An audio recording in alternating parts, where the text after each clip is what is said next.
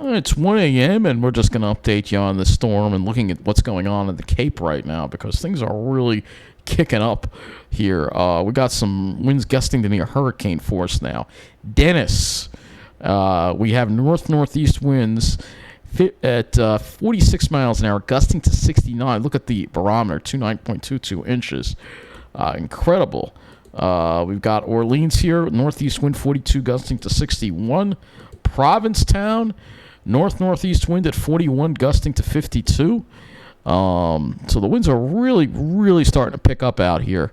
And that's causing power to go out in this area of the Cape. Because the Cape is getting the worst of it.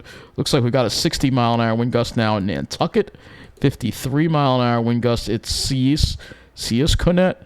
So really, the winds are really starting to pick up here. This is Buzzards Bay, a 54-mile-an-hour wind gust, sustained at 48.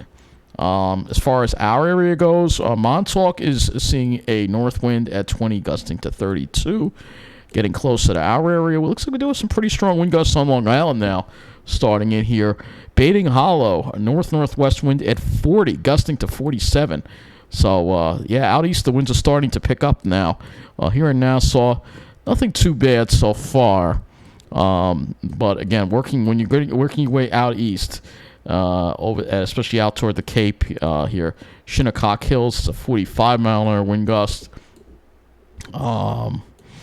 So really impressive winds here going on here in the Cape area. Oh, we have a 70-mile-an-hour wind gust now reported at Dennis. North-northeast wind at 51, gusting to 70. Wow. That is impressive. That is definitely going to cause some power issues for sure in this area here. And looking at the Eversource map here, this is the Eversource outage map here. Surprisingly, not too many large power outages despite all this wind that is affecting this area. I don't see a whole lot of red dots here at all. We'll go look at poweroutage.us.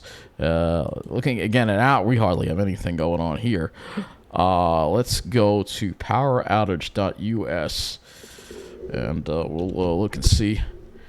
Massachusetts is now up to 34,000. I'm surprised it's not worse. The Cape is only in green. With these winds, it's really incredible. But it's not really all that surprising when you look at the environment here. This is a storm-hardened environment. We're going to take a quick look, and I try to make it a quick look at some of the areas that are getting pounded on the Cape, like Wellfleet. And you'll see here, this is their power infrastructure. It looks pretty good. But you'll notice, what are most of the trees? They're pitch pines. It's very, very, very, very piney over here. And as a result of that, obviously, these pines can withstand these high winds, no problem.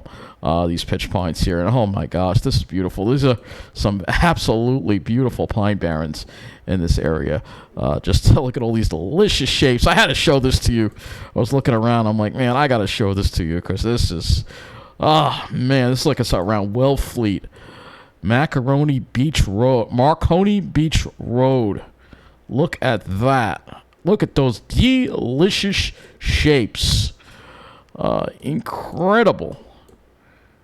Absolutely incredible area here. And these are the areas that are getting hit hard. But again, these pines can withstand this just fine. They are built for storms. And that's probably why they're not seeing too many power outages, despite the very harsh conditions. Again, this is a windswept kind of environment here. And you see there's only one kind of tree here, and those are pitch pines. They're the only ones here. That's the only thing that can grow in this environment. So, yes, beautiful, beautiful pine barrens over here. I had to share that with you. But these are the areas that are getting affected on the Cape. But again, because the infrastructure and the trees and the vegetation can withstand these high winds so far, not seeing if Long Island is getting hit by these kind of winds, Nassau County, get it. We would have a lot of power outages because we don't have those we don't have that. If we had mostly pitch pines here, we wouldn't have these problems, which is why I think even though the East End is going to get hit, I think that the Pine Barrens region is probably not going to see too many power outages because, again, the Pine Barrens, those trees are very strong. They can withstand these high winds. Let's go look at a few other things here. I'm going to go to the satellite, and we can look at our storm, and there it is. You can see it right there. That's the center of it right there, east of Cape Cod, retrograding westward. So these high winds are making their way from east to west, and we will watch this move westward tonight. Let's go look at another larger satellite view here. Let me just go to a larger satellite view here. U.S. Atlantic coast. And again, there you go. There's your storm. You can clearly see it, and you can see how it's now taking that loop. So it's going to take a loop. It's going to be looping offshore and then turn it looping around.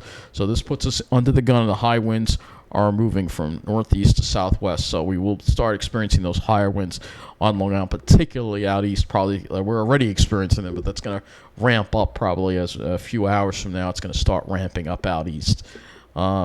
Looking at the radar, we still have the rain. You can see some areas of light to moderate rain across our area.